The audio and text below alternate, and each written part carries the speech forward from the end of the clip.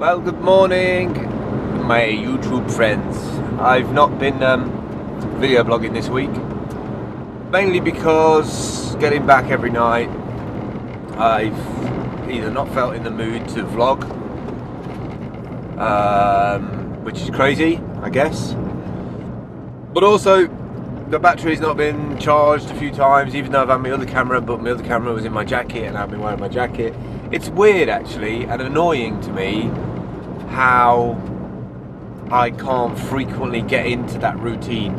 I remember when I lived in the house and kind of had I guess you have to have so much free time in terms of what you do as a job, because it does get in the way. It does get in the way and you can't capture those moments in the day. There's loads of stuff I would love to capture at the place I work, but we're not allowed mobile phones into the work floor. But it'd be perfect for vining. It'd be absolutely rife for doing some funny vines, or like an unofficial Vine account. I'm in Botany Bay. I've never been in Botany Bay before. How interesting. There's loads of back streets and roads around here that I have no idea where they go to, or what's around here. I really should explore. Maybe in summer I'll get my electric bike out and go on a bit of an exploring thing. So yeah, this week's been a bit tougher than other weeks. I'm not quite sure why. I feel like every time I go on these shift patterns, I go through a different threshold. Like this week, yesterday, my feet were just absolutely caning me. And for Americans, that means they were really hurting me. My legs and everything are fine, but it's just my feet. So I've been looking at massage things to put your feet in and stuff, but I've been solving that by having a can of rum, can of Coke and what do you call it, rum, I can't remember what it is now, the one with the pirate on the front. Arr! Might have to buy myself a bottle of dark rum, just have a little nip of it every night before I go to bed. Because also, that's another thing I should mention, is that because of I'm literally probably doing about 25 miles roughly walking a day, so like 100 miles over the 4 days. And that, I find that quite intensive, as anybody would, I would have thought. And so yeah, it's kind of a pain in the legs and feet, and they kind of twitch, and I think they wake me up as well. So I wake up probably 2 or 3 times in the night, and if I get to bed late, around 10, half 10, I've got to be up for 6. If I wake up 3 times, I'm like, it's just the adrenaline and sugar keeping me going. But I'm good, I made it, I'm good. So today I'm picking up my friend from the station. It was her birthday yesterday, so have flowers, because that's what French do.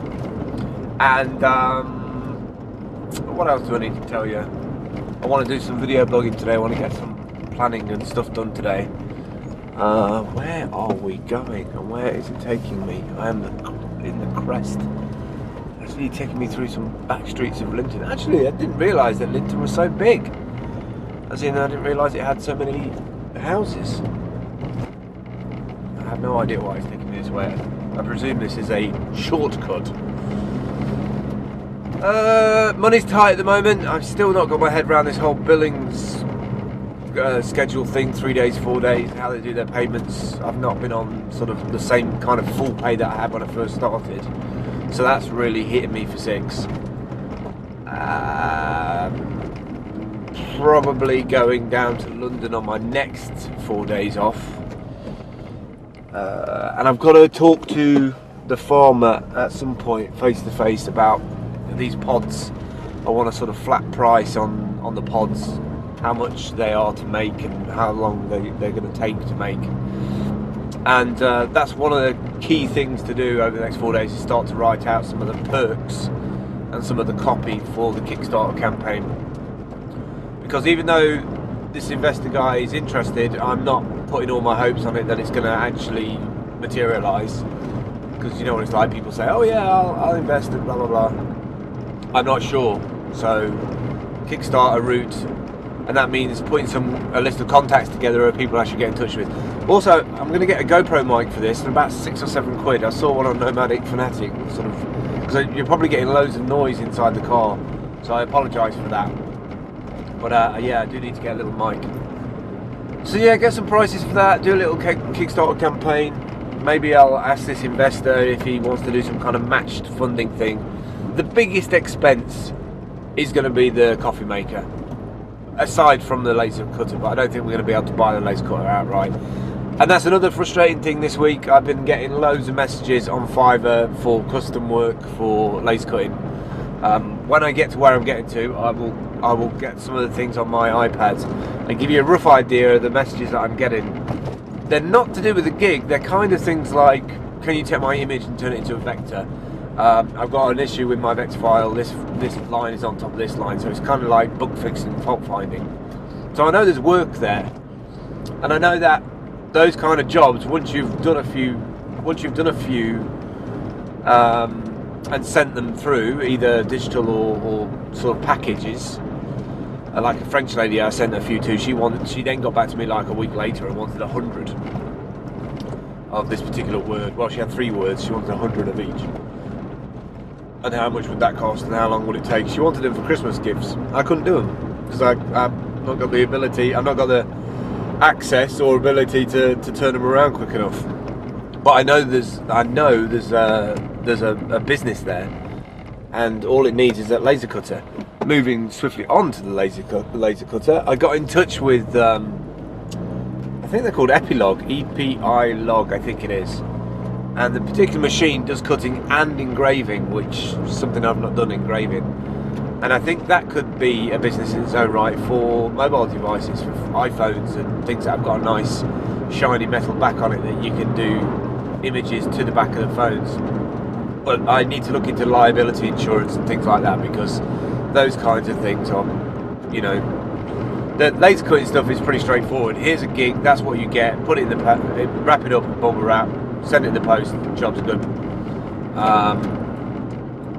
But engraving, you know, on the back of somebody's £600 or £700 phone, it's a bit of a, yeah. So I'm not sure about that yet, but that could be an added service to the laser cutting. So I've got in touch with them. They sent me some quotes, or at least they sent me some layouts of the dimensions of each of the laser cutters, because I think they said we'd have to have one of their top end ones, because that's the only machine, I think it was the Fusion, that's the only machine that's got a Mac driver. Now admittedly I could just buy a little cheap PC, but ideally I'd like to run it off a Mac so that I can do everything on the Mac, on my iMac, and then connect it all up and then send it across. And yeah, so yeah, things are moving on. I'm going to do some driving now, and I'll catch up with you from East Midlands Parkway. Sorry I've not been posting, but this will be one of my first posts out, I think. Well, no, there's another post before this.